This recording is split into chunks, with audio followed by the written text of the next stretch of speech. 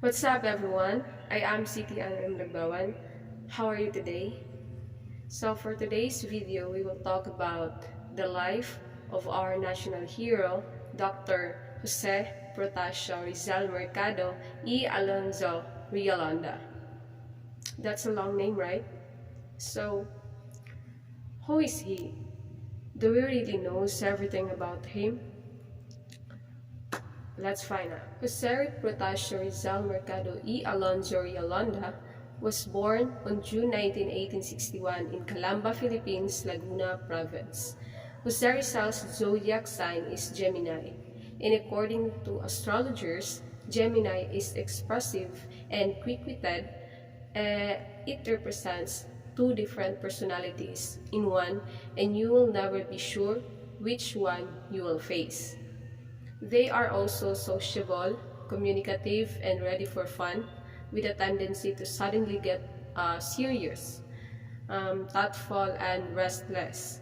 They are also fascinated with the world itself, extremely curious, with a constant feeling that there is not enough time to experience everything they want to see. He is the seventh out of 11 children. His nationality is Filipino like us, and he has 10 or more languages.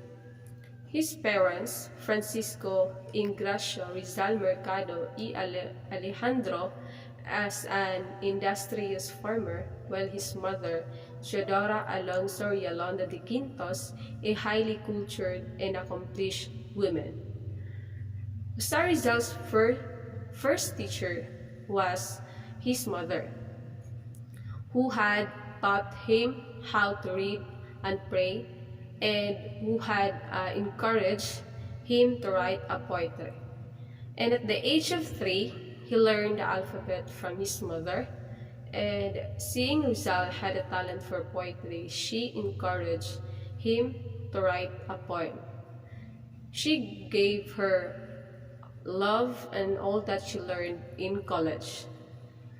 At the age of 8, he wrote a Tagalog poem entitled Sa Aking Mga Kababata. Rizal pragmatic education period is having a difficult time in his life because he is experiencing short budget and must transfer money from other places just to save and live. And I've also learned the value of education as a stepping stone towards gaining success. This is also the encouragement for myself that education shall not only stop within the corners of classroom, but shall also extend until the corners of the world. Rizal left the Philippines to go to Spain and finish his studies in medicine. But what Rizal really intended to do during his travel was to observe the culture, languages, customs, economic laws, and government of other countries.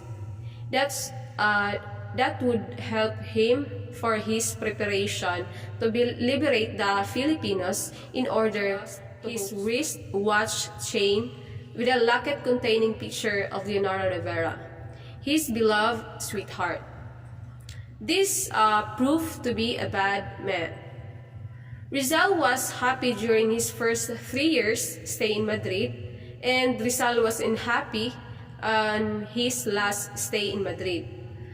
Rizal travel in Europe made him realize that his motherland lacking, and that was democracy.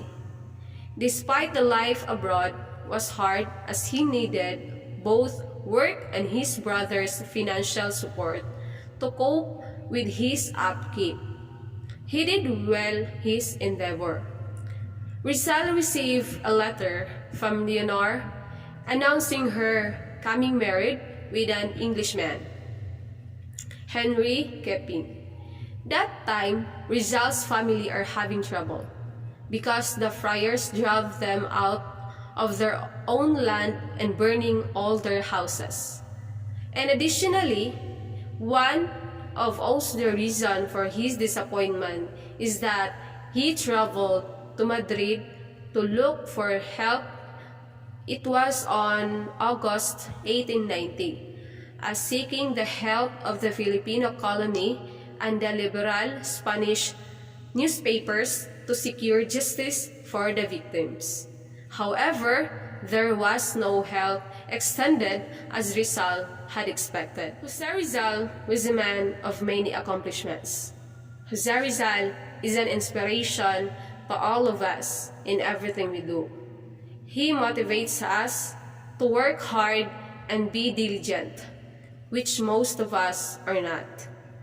I'm amazed that even though Rizal was exiled, he didn't mind being sent to Dapitan to live like a prisoner and still managed to accomplish our living connection to him, and when he won things about the issues he cared about and which continue to challenge us today.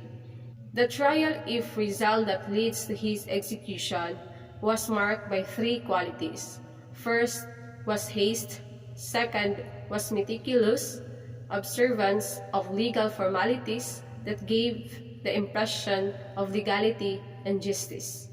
The third, in contrast to the legal forms, was disregard for the demands of real substantive justice. However, his case did not end, and there ended a long journey. On December 10, 1896, the judicial authorities had decided that Rizal's case be heard by the court-martial. By the same date, General Camilo Polavieja replaced General Blanco, who was perceived by the Dominicans as lenient towards Rizal. Rizal is starting to deny connection about the rebellion, and he denies knowing Andres Bonifacio.